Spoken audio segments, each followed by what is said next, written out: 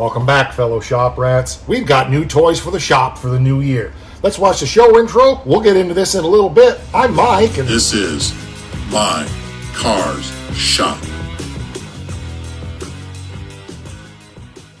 It's been pretty exciting around here in the last few weeks. There's been so much going on, and obviously you saw a piece of equipment there that I started the show out with. We're going to get to that in a little bit. There's a lot to talk about with that. But the first thing, we've got packages. So let's get into these first and see what we've got. I was just going to share these as part of an episode, but once I got that equipment, I decided this deserved an episode all its own. And quite frankly, it's just, we're heading into the new year, and it's going to be awesome. So here we go. So what do we have here? We have a package from Comp Cams. I ordered this off of the Amazon thing, and it's a pair of springs. Now, some of you are going to know what these are for because I've talked to you about it. Some of you won't, but these are valve springs for testing valve train geometry and spring compressed height and valve installed height, and well, they just do all kind of stuff. So I was going to dig around and find some valve body springs and come up with a cheap way to do this, and I just thought, well, look at how much they are, and they were $8 on Amazon, and I thought I'll spend an hour digging around to find something when I got these for $8, and I'm probably worth at least $4 an hour. So just saying. So we'll show you how to use these as we move forward. In the meantime, I'm going to put these over here on top of the engine crate so that I can lose them and then won't have them when we need them. Now the next box that we have here is something that I have also needed for a long time, and just had to take the time to look for it and didn't know what it was going to cost. Colleen, thank you. This thing works great. I use it all the time. So we have a box. This is from that Harbor Freight place. It's got paper in there too. That's probably my recipe. We have here a magnetic base. No, not a base like as in band.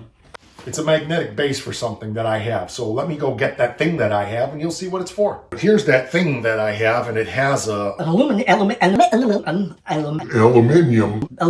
base on it.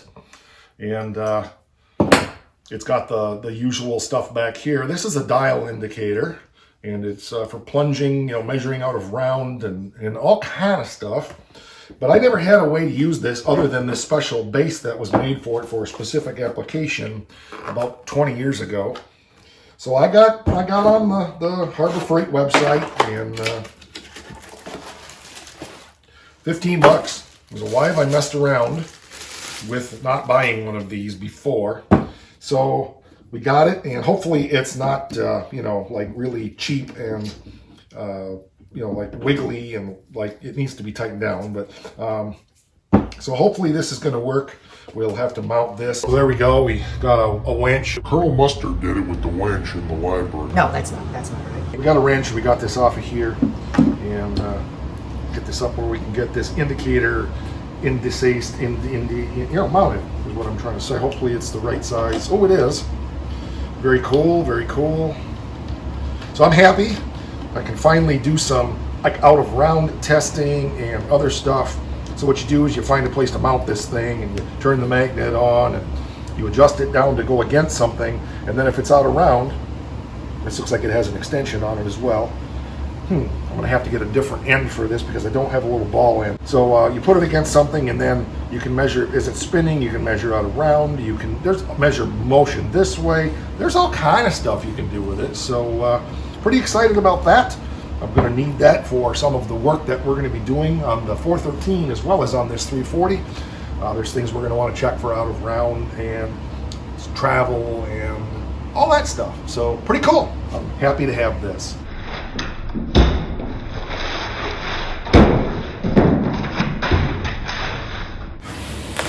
This package here came from somewhere pretty far down south, and a good friend of mine sent it up to me. I had a need for some parts, and he had a need for some cash, and we worked out a pretty good deal, I think, for both of us. So this little package comes from Just Mopar Joe. If you haven't seen his channel, Go check that out. Just Mopar Joe here on YouTube. And I'm excited. This has been here for darn near a week. And I haven't opened it because I may not open it today. And, I haven't opened it because I was waiting to open it with you guys. So, well, What we have here is a file to communicate. we have a Ziploc bag that's taped up real nice. I better take that out of there or I'll lose it. And we have something for the 413, 426 project. Parts that Joe had picked up somewhere and didn't need. We have a nice set of push rods. They're really in nice shape, little surface rust, no big deal. These are Crane push rods, and they go with something else that's in this package. So we'll get back to this in a minute. We better put these in the baggie. Okay. Okie dokie. Yeah. Oh yeah. All right. We have a set of Crane ductile rocker shafts. Yes. There's a head around here somewhere. I'm gonna go just set it on there real quick and see what they look like. And there you go. Well, that's one side, obviously. And now we have our mechanical rockers and our push rods for the 413, 426. So that's cool. Cool. Really happy about that. And we've got a bunch of work coming yet on that motor before I can pull it off and put the 340 on there. I was planning to do that sooner than later, but I realized I need a bunch more information before I squirrel that motor away so that I can continue gathering parts. But we definitely have a good number of parts for this car now. Joe was concerned about how dirty they were and so forth. I have no concerns about that because we don't want anything that looks too nice here on this channel. People will think they're on the wrong channel. Remember, we take the stuff that nobody else would mess with. But Joe, honestly, these are much cleaner than what you described, so they're good. These will clean up really nice. We'll get them in a parts washer and get them all cleaned up. And then, of course, these are cup style push rods to go with the ball style adjustments. Let me show you that. So if I come over here where you can see, got a little cup on the end of this and a little ball there, and so that sits right up in there, and that gives you a real nice fulcrum for your, that one's better, fulcrum for your push rod to be able to move around with a high lift cam and so forth. So this is the exact same valve train setup that I have in the GTS. Now the cam that we're going with, I showed you before a couple episodes ago. That's a high lift mechanical cam. That's 310 duration, 630 lift. So that's, that's pushing 3/4 of an inch of lift. So we really needed a good valve train that would handle that. And everything I read about these said these ductile rocker arms would really handle that well. So I just happened to mention to Joe that I was looking for a set of rockers, and he said, I just happen to have a set I don't need. So sent him some cash to help with his project, and he sent me these to help with mine. So I love working with all the viewers and with our partner channels on stuff like this because it's really cool that we can help each other out, and it's just a lot of fun. So what's coming? We're going to slip that camshaft into the 413, and we're going to mock up the valve train and put one set of springs in the head with the valves and the keepers and everything, and we're going to do some measuring to determine exactly what valve springs we need with that cam. So watch for that one coming in the next, I'd like to say in the next couple weeks, but you know how it goes around here. There's always shiny pennies and squirrels distracting me. But anyway, that's our packages for today that I remember. So I'm pretty excited about that. And so let's take you to, well, we'll take you back to the valve grinder and show you a little bit more about that. And I still got one more thing after that to show you. So the valve grinder is not complete. It's missing a couple of things. I went through and lubricated everything this morning. It was squeaking and squalling, and it's been sitting around for a long time. The fellow that I got it from is retired. He doesn't use it anymore. He didn't use it much anyway. So it's just showing its signs of, needing some attention. So I went through and checked all the belts and lubricated everything. And then I put a Cool Whip container underneath there, sour cream container underneath there with some hydraulic fluid in it. for the coolant pump just to see if that would work. Everything's good there, but I'm missing a little pan here that is supposed to capture that oil and direct it back into a pan underneath. The pan underneath is actually, if I remember right, is supposed to be about so big and about so deep to capture all that oil.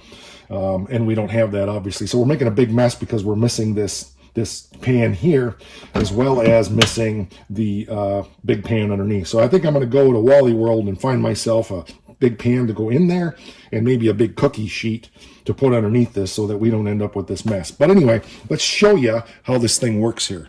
So turn it on. We get our oil flowing, and I've already set everything up, of course. And we bring that in. We just start going across the valve face.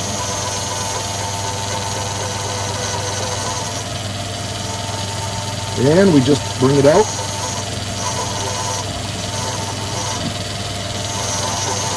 Until we got a real nice finished surface here. And you can see this valve looks really nice. Let's get this out of here. There we go. You can see we got a really nice surface valve now. It's just got some oil on it and stuff. But the valve looks great. Does a nice job, but there's no margin here, which means that this thing is like a knife edge, and there should be a 1/16 of an inch or so of material this way before that taper starts. So this is a valve out of the Oakland. This is why we replaced those, because they were junk. I knew we could surface them, but they were never going to be right. This valve would burn very quickly because of that edge. It would become like a blowtorch across there, and we would burn this valve out of that car very quickly. But anyway, I just wanted you to see, it does a beautiful job, and this is what I was hoping for, so that I could start doing some of this work here myself. I think this valve is a little bent. Maybe not. I know I had one that was bent also. So right now I'm making a huge oily mess, so I'm not going to do much with this, but I was just playing with it this morning and just having fun with it and seeing what it would do. It's the first I've used it. Actually, the intro to this video, it's the first time I ever ground a valve with this at all, and this is the valve. So really thrilled with the way that looks. It needs a little polish and so forth, but this is going to do a nice job. This stone is in pretty good shape. Maybe needs to be dressed a little bit, but overall we're good there. But that's not all I got with this, but a couple more things that I wanted to say. I was trained in how to do this stuff way back in the 80s when I attended Lincoln Tech in Indianapolis, Indiana. We actually had a class on how to do machine work on heads, valve guides. I don't think we ever did valve seats. We might have. I don't remember that, but I know we ground valves and guides and seats and all that stuff. And I thought, if I could find an old vintage piece of equipment like this and put it here in the shop for basically pennies on the dollar, it would be great to have here, and it would pay for itself very quickly. For what I paid for this, I paid less than for this and something else that I got. I paid less than a valve job would cost me to get done locally here. So just a few $100s is what I was hoping for. The gentleman went out of business, retired, was hoping to get it to somebody who was going to really appreciate and enjoy it. He sold it super cheap. It's worth a lot more than what he sold it for. But my point is, they're out there if you look and you're ready to jump on it when these deals are to be had. Again, you don't have to spend a fortune to do this hobby. You just have to be searching and digging and looking, and then be ready to jump on something when it's there, because deals like this don't last.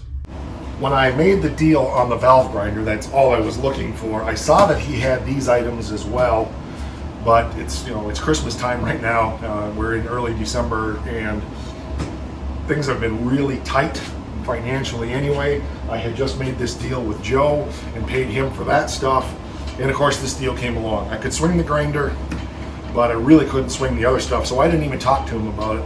But he messaged me after we kind of clinched the deal on the valve grinder and said, hey, how about I throw this stuff in as well for X amount more dollars? And I was blown away, because I had been looking at ways to do this, looking at some DIY ways to do some of this stuff. And this was what I was dreaming, but I couldn't find anything that was anywhere close to within my budget. So what we have here is all of the stuff that we need for grinding valve seats. We're probably going to need to get a new set of stones. These are in pretty tough shape, but we have the stones, the arbors. We have a stone dressing tool for dressing the stones down to get them to the correct angle. little diamond tip cutter. I think that's what that is. It's been so long since I used it, I gotta look at that again. But I've done all this stuff before, it's just been a long time. We even have the drill motor to run that stuff. We have cool little stuff. We have all of the different valve guide things for slipping into the valve guides to run these tools on for, you know, for doing your put this into the guide, put your stones on here like so, etc., etc. This is in the head. Put this down. Well, let's find one and we'll take you over to the head and show you. It took me a hot minute to find one of these.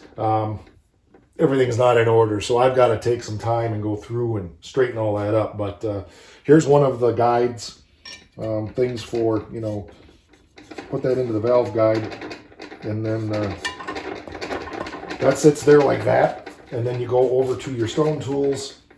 Where did I put them? Right here. And I don't know which, I didn't really particularly, okay, that one, I don't care about it being the right stone. I'm just trying to show you the setup here.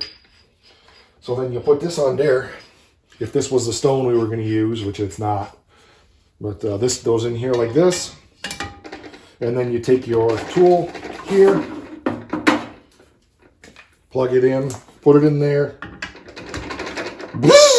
and you can grind your seats.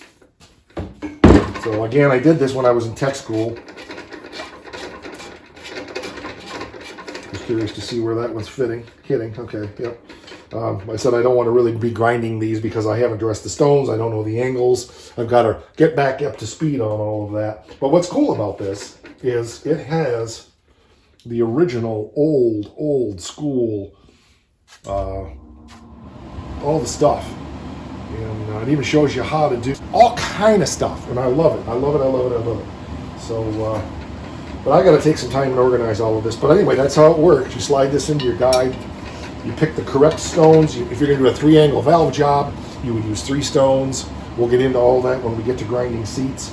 I am not going to be grinding these first. I'm going to go grab an old set of crappy heads from upstairs. So we can do the guides in the seat, or the valves in the seats now, and I'm pretty excited about that. That's going to save a small fortune with the number of engines I need to be doing over the next couple of years here. So just to give you a little better view, I got the right size tool for the valve guide. You slide that into the guide, bottoms out. You put the right stone, whatever you're going to be using, onto this tool here. Thread it down all the way, slide that over there like so. And then your tool has a little hex drive, and you put that in there, and you pull the trigger, and then you grind your valve seats and until it's clean. No more than. Looks nice. You do your 3 stones to do your 3-angle valve job, and you're good to go. The other thing that came with this is a second box with a few extra guides. These are for 1/2 inch. And it's got a seat cutter. I believe this is for putting seats in. I don't remember, but it's got a seat cutter. What's it say on it? I haven't even looked at this stuff yet. This is really the first I've opened it up. And we got other stuff over here. I don't even know what any of this stuff is. So we'll figure all that out when we get there. But the other thing I'm really excited about, because this stuff is old, he gave me a second motor, and they both work. So I'm... For the few $100 that we paid for this, all of this together with the valve grinding machine, 1 valve job will have almost paid for this. The second valve job, it will have more than paid for itself. I'm going to get a new set of stones. That sounded funny, didn't it? I believe it's about $100 for a set of stones. So I'll get on Amazon and see what those are. But I'm really pumped about all of this stuff. This is for dressing the stones, like I said. I don't know if there's a diamond cutter on there. I can't tell, maybe. I might need a new one of those. I don't know. I got a book coming for the valve grinder itself. That should be here sometime today. I found the original manual. That's going to help me out a lot. But let's get all this stuff put away, and then I'll be right back with more.